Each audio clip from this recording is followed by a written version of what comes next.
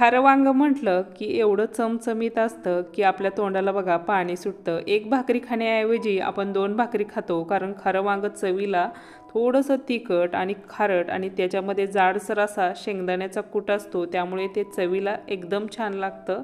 चमचमीत असं आज आपण खारं वांगं बनवणार आहे, त्यामुळे रेसिपी शेवटपर्यंत बघा। नमस्कार, मी सपनास इंडियन फूड्स कुकिंग रेसिपीमध्ये मी तुम्हा सर्वांचे स्वागत करत आहे। चमचमीत असं आज आपण खारं वांगं बनवणार आहे आणि खारं वांगं म्हटलं की आपल्या सगळ्यांच्या तोंडाला बघा कसं पाणी सुटतं, कारण चवीला खूप भारी असतं। ते आपण भाकरीबरोबर पण खाऊ शकतो, चपातीबरोबर, भाताबरोबर। आणि जर तुम्हाला हे वांगं ना डब्याला जर पटकन बनवून द्यायचं असेल ना, तरी देखील तुम्ही देऊ शकता। ह्याचं वाटण एवढं सोपं आहे की तुम्हाला ते पटकन असं बनवता येणार आहे। त्यासाठी इथं आपण पाव किलो वांगी स्वच्छ करून घेतली आणि बघा इथं चाकूच्या साहाय्याने जे काट्याचा भाग आहे ना तो सालून घेतला। आता वांगं आपण कट करून घेणार आहे, असं उभं आणि आडवं कट करून घ्यायचं आणि आपल्याला असं चेक करायचं आहे त्याच्यामध्ये किडा वगैरे आहे की नाही हे आपल्याला बघायचं आहे। त्यासाठी आपण वांगं चेक करून घेतलं आणि जे शेंड्याचा भाग आहे ना तो आता आपण कट करून घेणार आहे। याच पद्धतीने ना आपण सर्व वांगी ना स्वच्छ करून घेणार आहे। आपल्याला सर्व वांगी स्वच्छ करून घ्यायचे आहे। वांग्याच्या भाजीसाठी आपण इकडं वाटण तयार करून घेणार आहे। त्यासाठी आपण किसलेलं खोबरं, शेंगदाणे, तीळ, मीठ, दालचिनीचे तुकडे, कोथिंबीर, लाल मिरची, हिरवी मिरची आणि लसूण, कढीपत्ता घेतलेला आहे। आणि आता वाटणामध्ये पहिल्यांदा काय करायचं आहे, आपल्याला कोरडं वाटण पहिल्यांदा तयार करायचं आहे। त्याच्यामध्ये आपण पहिल्यांदा ना जे खोबरं किसलेलं आहे ना ते, दालचिनीचे तुकडे आणि जिरं ना पहिल्यांदा आपण बारीक करून घेणार आहे। पहिल्यांदा आपल्याला हे कोरडं आहे ना ते बारीक करून घ्यायचं आहे आणि त्याच्यामध्ये नंतर मग आपल्याला शेंगदाणा, तीळ, लसूण, कोथिंबीर हे सगळं साहित्य घालून जाडसर असं आपल्याला खाऱ्या वांग्याचं वाटण तयार करायचं आहे। जाडसर वाटण केल्यामुळे ना खारं वांगं ना चवीला खूप छान लागतं, त्याच्यामुळे आपण इथं जाडसर असं वाटण तयार करून घेतलेलं आहे। आणि वांगी पण कट करून घेतलेले आहेत, वाटणही तयार झालेलं आहे। कट केलेल्या वांग्यामध्ये आता आपल्याला ना वाटण भरून घ्यायचं आहे।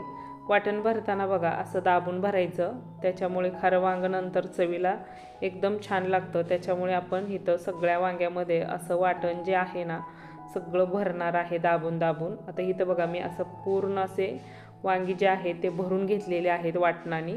असेच सगळी वांगी भरून घेतली आणि नंतर मग इकडं गॅसवरती आपण कढई ठेवली। कढईमध्ये अर्धी पळी एवढं आपण तेल घालून घेतलं। तेल थोडंसं आपल्याला ना गरम होऊ द्यायचं आहे। नंतर मग त्याच्यामध्ये आपल्याला मोहरी घालून घ्यायची आहे। मोहरी तडतडली की मग आपल्याला त्याच्यामध्ये जिरं घालून घ्यायचं आहे।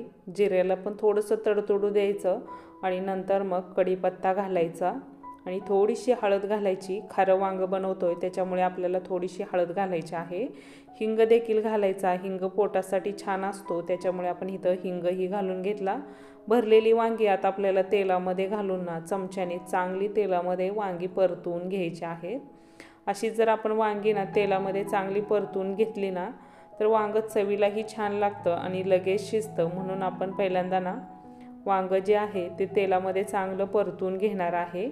असं थोडंसं परतून घेतलं आणि नंतर मग मी एका ठिकाणी ना सगळी वांगी घेतलेली आहेत, कढईमध्ये एका ठिकाणी गोळा करायची आणि त्याच्यावरती झाकण ठेवून आपल्याला ना तेलामध्ये थोडंसं वांगं शिजू द्यायचं आहे। थोडंसंच आपण 1 मिनिटभर शिजू दिलं आणि नंतर मग मी उघडलेलं आहे आणि चमच्याने हे वांगं चांगलं परतून घेणार आहे। चमच्याने चांगलं परतवायचं आणि जे राहिलेलं वाटण आहे ना तेही घालून घ्यायचं।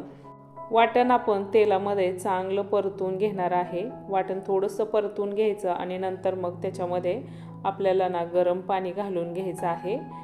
वांग्याच्या भाजीसाठी ना आपल्याला पाणी जे आहे ना ते गरमच घालून घ्यायचं आहे। चमच्याने एकदा मिक्स करून घ्यायचं आणि नंतर मग त्याच्यावरती आपल्याला झाकण ठेवून हे वांगं ना आपण लो फ्लेमवरती शिजवून घेणार आहे। लो फ्लेमवरती शिजवलं ना खारं वांगं, खाऱ्या वांग्याची जी रस्सी आहे ना ती एकदम छान अशी उतरते आणि चवीला खारं वांगं ना छान लागतं। नंतर बघा मी झाकण काढलेलं आहे आणि चमच्याने ते आपल्याला मिक्स करून घ्यायचं आहे। एकदा दोनदा असं चमच्याने मिक्स करायचं, जे वांगं जे आहे ना ते सगळीकडून एकसारखं शिजलं जातं, त्याच्यामुळे असं चमच्याने एकदा दोनदा मिक्स करून घ्यायचं आणि नंतर 5 मिनिटानंतर मी उघडलेलं आहे।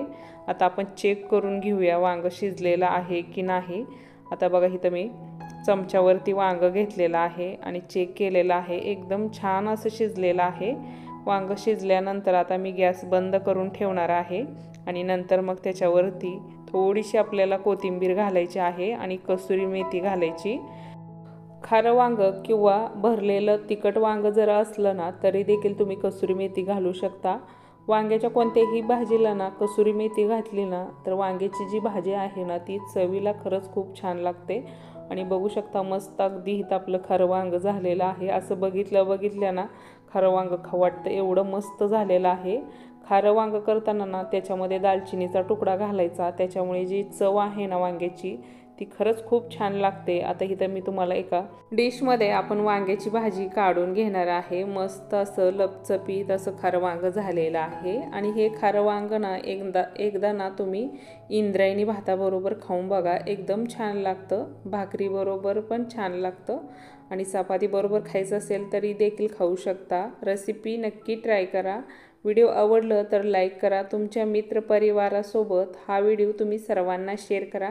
चॅनलला सबस्क्राईब करा, कमेंट करा. भेटू आपण अशाच एक नवीन आणि छानशा रेसिपीमध्ये. धन्यवाद.